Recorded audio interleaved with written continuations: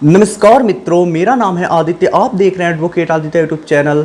आपकी सलाह प्रोग्राम का ये मैं 26वां पार्ट बना रहा हूं। अगर आपने इसके पहले के पार्ट्स नहीं देखे हैं तो हमारे चैनल के प्लेलिस्ट में आपको एक आपकी सलाह नामक प्लेलिस्ट मिलेगा। आप वहां से जाके इसके पहले की वीडियोज़ देख सकती हैं और इन वीडियोज़ को देख के आपको काफ़ी अच्छा नॉलेज मिलेगा और साथ ही साथ आपको काफ़ी मोटिवेशन मिलेगा, क्योंकि जिन लोगों के ऊपर झूठे मुकदमे हुए थे वो लोग आप लोगों को क्या सलाह दे रहे हैं, क्या बता रहे हैं, ये चीज़ें आपको जानने को मिलेंगी।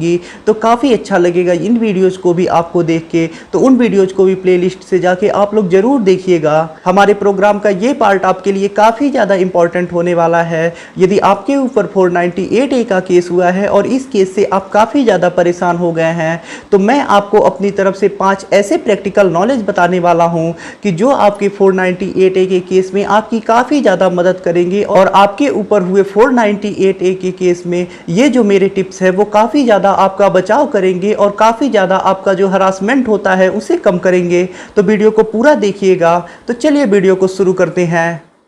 तो मेरा जो आप लोगों के लिए पहला टिप्स है वो ये है कि 498A केस हो जाने के बाद उसे समाप्त करने का कोई शॉर्ट ट्रिक नहीं होता है।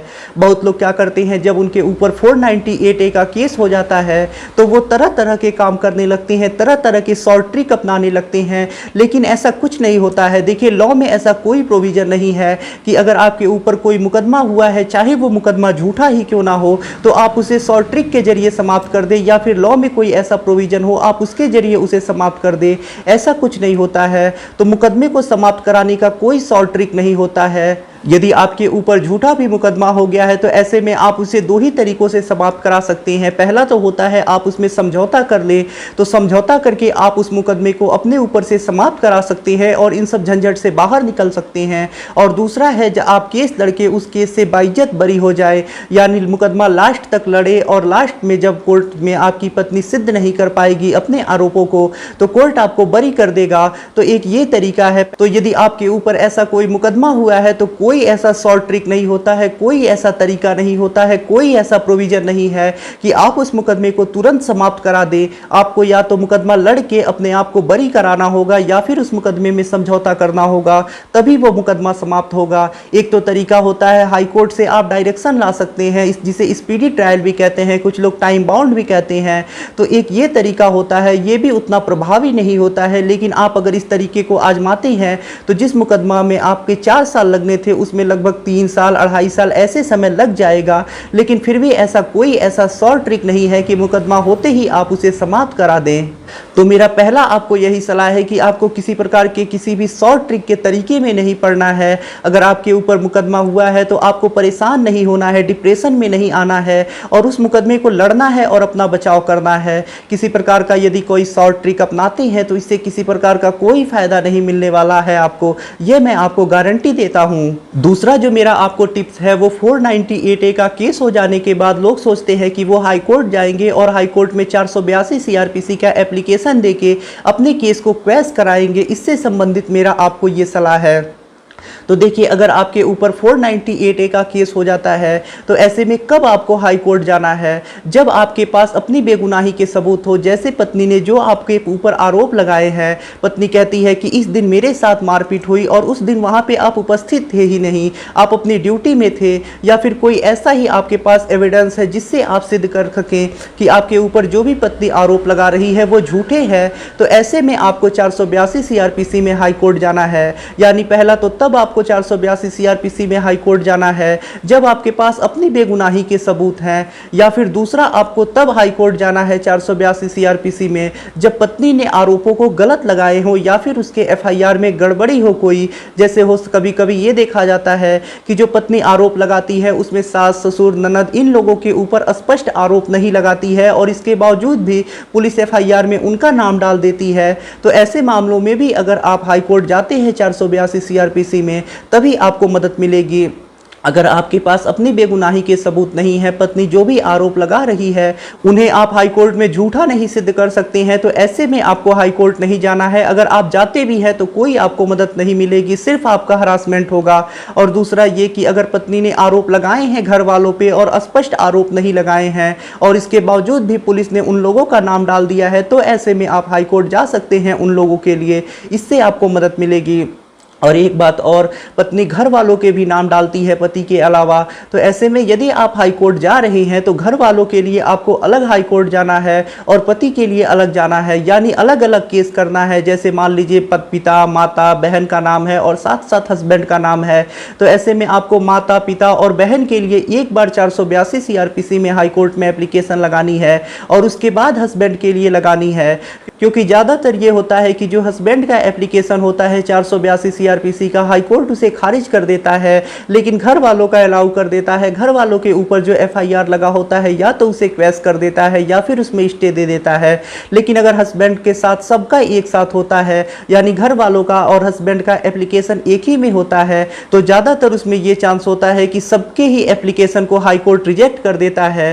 तो ऐसे में मेरी ये सलाह है कि जब आपके पास सबूत हो अपने बेगुनाही के, तब आपको हाई कोर्ट जाना है। या फिर पत्नी ने जो आरोप अपने एफआईआर में या फिर अपने केस में लगाए हैं वो स्पष्ट नहीं है, एफआईआर में या केस में कोई गड़बड़ी है जिसे आप सिद्ध कर सके, तभी आपको हाई कोर्ट जानी है।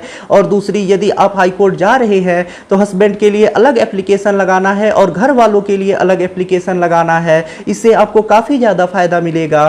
तीसरा, आप लोगों को मेरा ये टिप्स है कि जब आपके ऊपर 498A का केस हो जाता है और उसमें घर वालों का भी नाम होता है तो आप परेशान हो जाते हैं। आप सोचते हैं कि आपको हर तारीखों पे जाना होगा, आप भले से ही कहीं दूर नौकरी कर रहे हैं, ऐसे में भी आपको डेट पे आना होगा। तो ऐसा नहीं है। यदि मान लीजिए 4 लोगों का केस में नाम है तो उसमें से कोई एक व्यक्ति जा सकता है और बाकी 3 लोगों के लिए गैर हाजिरी दिया जा सकता है। तो आपको घबराने की बिल्कुल आवश्यकता नहीं है। अगर आप कोर्ट की तारीखों पर नहीं जा सकते हैं तो ऐसे में 4 लोगों का मान लीजिए नाम है तो उसमें से किसी एक आदमी को आप भेज दीजिए, बाकी 3 आदमी के लिए गैर हाजिरी लगा दीजिए। किसी प्रकार की आपके केस में कोई दिक्कत नहीं आएगी, कोई वारंट नहीं होगा।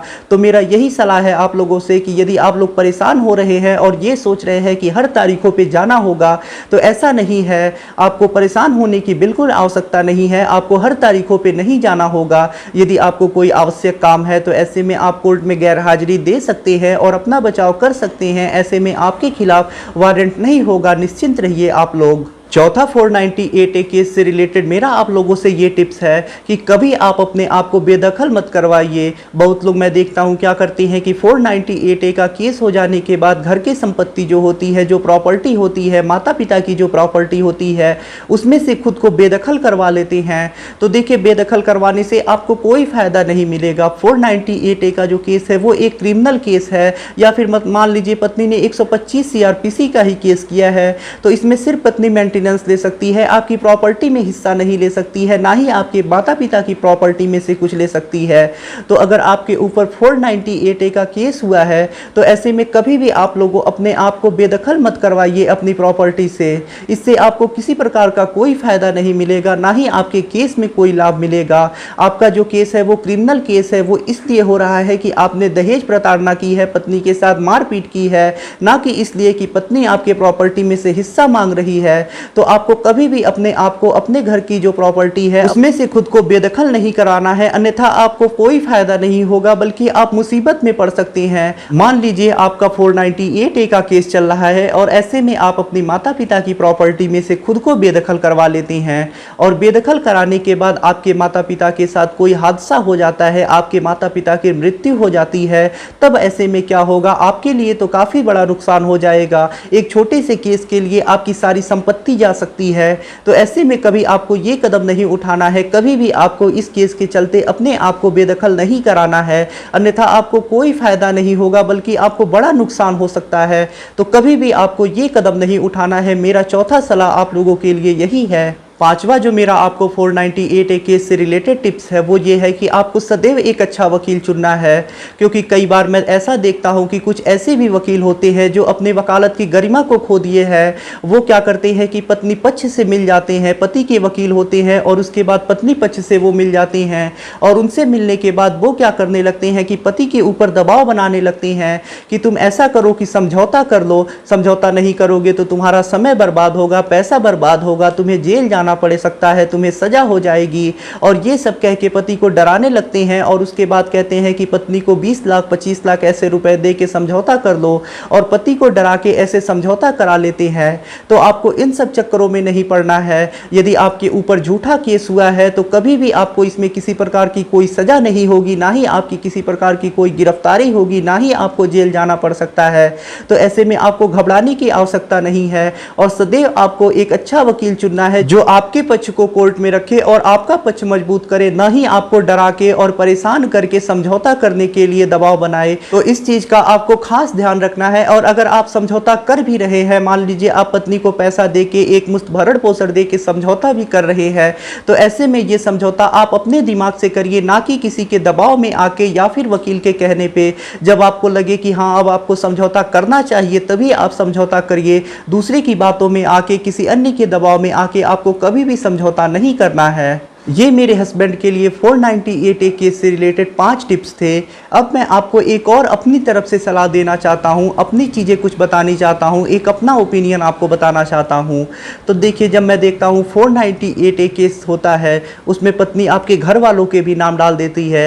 498A के साथ 323, 504, 506, 307, 377 DP एक्ट, ये सब धाराएं लगी होती हैं। और ऐसे में मान लीजिए आपकी पत्नी का मन बदल जाता है, वो सुधर जाती है, उसके अंदर ये आ जाता है कि मैंने गलती किया है और आपके साथ वो समझौता करना चाहती है, तो ऐसे में आप उसे ला सकते हैं अगर आपका मन करता है तो।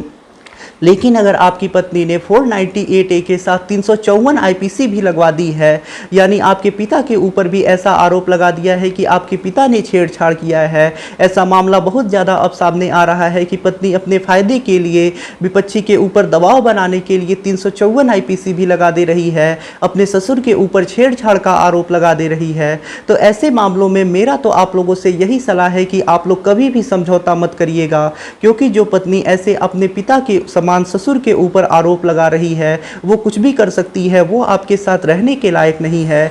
तो ऐसे मामलों में मेरी आप लोगों से यही सलाह है कि आप लोग कभी भी समझौता ना करिएगा, केस लड़िएगा, खुद को बरी कराइएगा और उसके बाद इस आधार पर डिवोर्स लीजिएगा या फिर समझौता करके डिवोर्स लीजिएगा। लेकिन ऐसी पत्नी को कभी अपने साथ रहने के लिए मत लेके आइएगा, ऐसी पत्नियां रहने के लायक नहीं हैं आपके साथ। तो आज के वीडियो में मैंने हस्बैंड के लिए 498A केस से रिलेटेड 5 टिप्स बताए अपनी तरफ से। अगर आपको ये वीडियो पसंद आया हो तो वीडियो को ज़रूर लाइक कर दें। यदि आप मुझसे फ़ोन पे बात करके किसी कानूनी समस्या का समाधान प्राप्त करना चाहते हैं तो इसके लिए डिस्क्रिप्शन चेक करें, वहाँ पे बताया गया है कि आप किस प्रकार से मुझसे फ़ोन पे बात कर सकते हैं। यदि आपको वीडियो पसंद आया हो तो वीडियो को लाइक करें, अपने दोस्तों के साथ शेयर करें और यदि आप चैनल पर नए हैं तो चैनल को सब्सक्राइब करके बेल आइकन को दबाएँ। मिलते हैं नए वीडियो के साथ अगले दिन, तब तक के लिए जय हिंद, जय भारत।